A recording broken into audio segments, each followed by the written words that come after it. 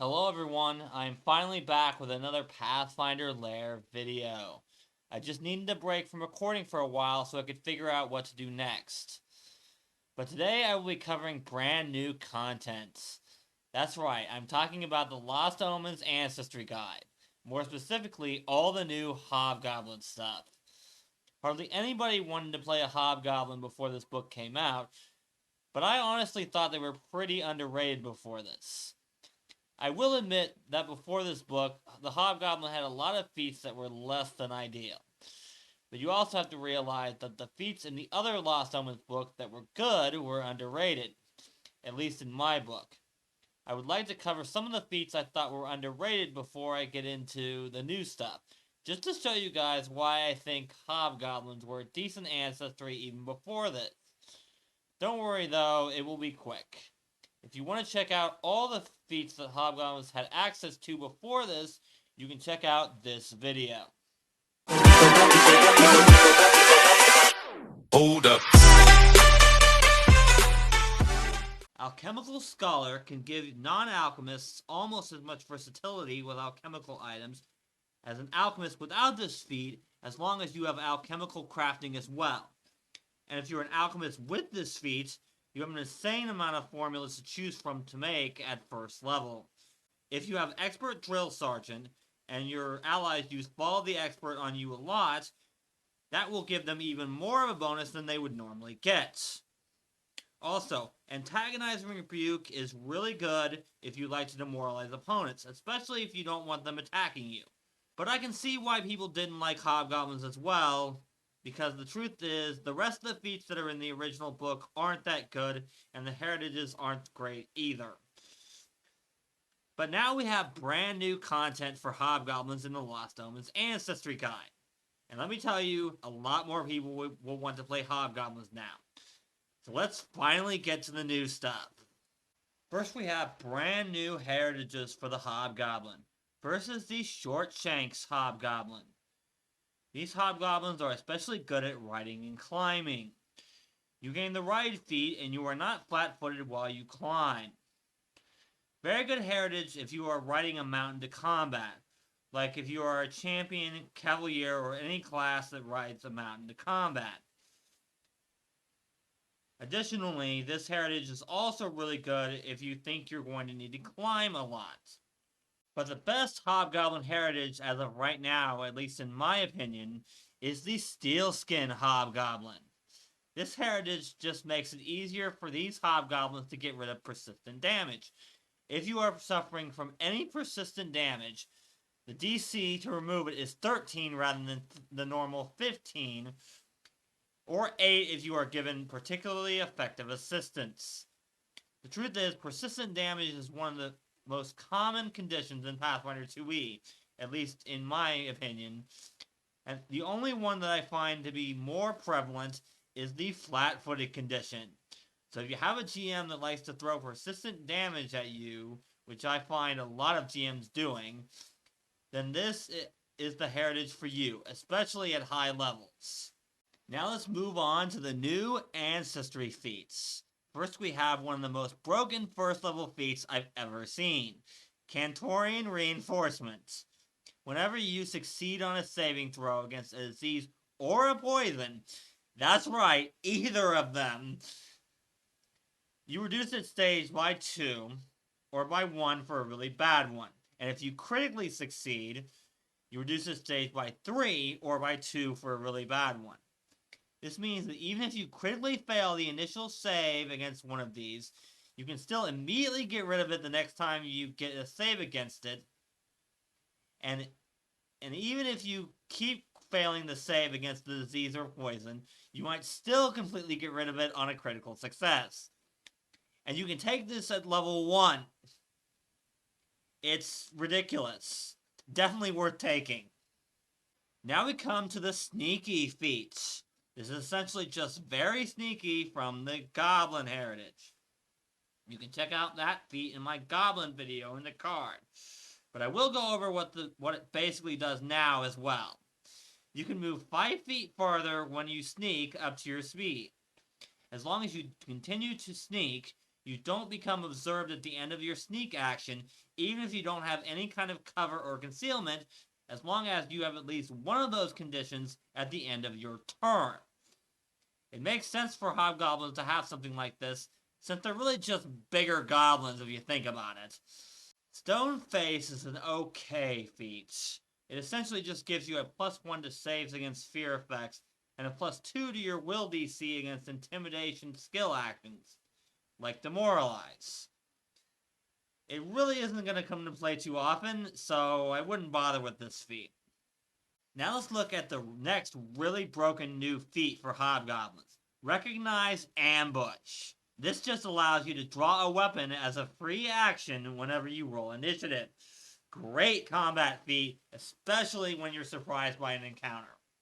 Next is Runt Sage, which I find to be a hilarious feat. You are so small that most other hobgoblins consider you to be a goblin, and as such, you have studied how goblins think and their methodology. You gain the Adopted Ancestry general feat, but must select Goblin as the feat's chosen ancestry. You also gain a first level Goblin Ancestry feat.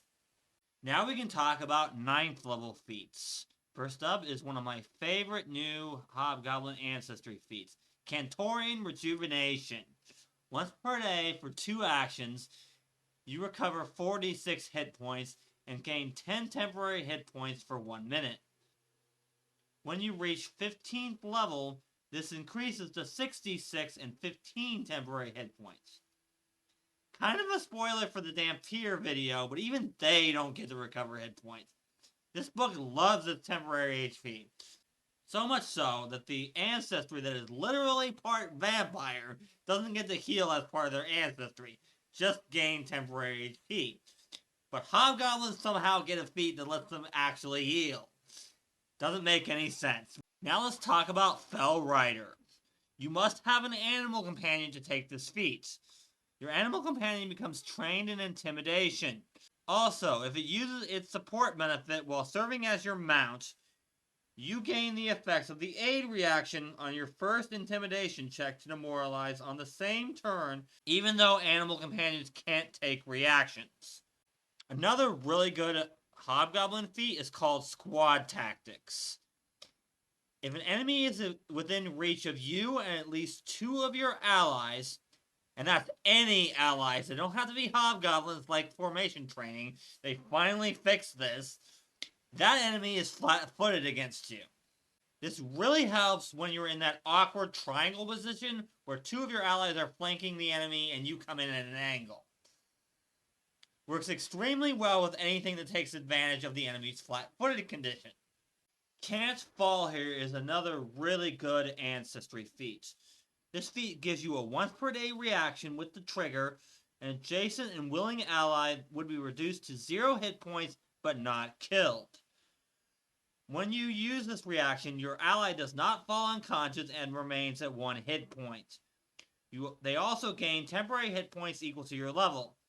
However, they still gain the Wounded 1 condition as if they had fallen unconscious and were revived. But essentially, you are preventing them from falling unconscious and giving them at the very least 14 hit points, since this is a 13th level feat. Definitely worth taking. War Conditioning is one of the few very situational feats for hobgoblins in this book. Whenever you gain this feat, you gain a climb or swim speed of 20 feet. It isn't that great. I would not recommend taking this feat if you are a hobgoblin unless you are running into a lot of swimming or climbing. Although it is pretty good with the Shortshanks Hobgoblin Heritage if you choose climbing. So there is that. We March On is another feat that just isn't that good. You gain the Caravan Leader and the Pick Up the Pace general feats, even if you don't meet the prerequisites. These feats are on screen. If you want these feats, take this feat. Otherwise, you're better off taking Can't Fall Here at this level, or something you didn't take before. Now we come to the last 2 feats at 17th level, and boy are they insane. These should be 17th level feats just because of how busted they are. In fact, it is going to be very hard to pick between these two, because you only get one of them, so you have to think carefully which one you take if you get to this high of a level. We'll start with Cantorian Restoration. Once per day, you can just cast a better version of Breath of Life. Yeah, seriously. It heals 68 plus Constitution modifier instead of 48 plus your spellcasting ability modifier. You can just bring someone back from the dead once per day as an Ancestry feat. Not a spell, not a class feat or feature, an Ancestry feat. Insane. The last new feats for Hobgoblins is Rallying Cry. For 2 actions once per day, you can give all allies within 30 feet that can hear you temporary hit points equal to your level. That part's okay. But what makes this feat so broken is that those allies are also quickened for 1 minute. You heard right, quickened. They can only use the extra action to step, stride, or strike. But hey, it's still an extra action, and that can turn an entire combat on its head. It's too bad you can't gain these benefits yourself, but at least all of your allies get it, within range. And that's going to wrap up this video.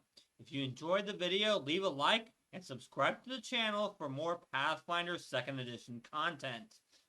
I would also love to hear what you guys think of the new stuff for the Hobgoblin, or any other ancestries in this book.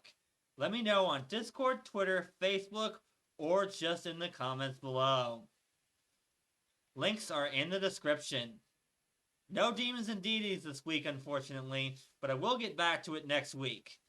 So until next time, let's play some Pathfinder. 1, 2, 3.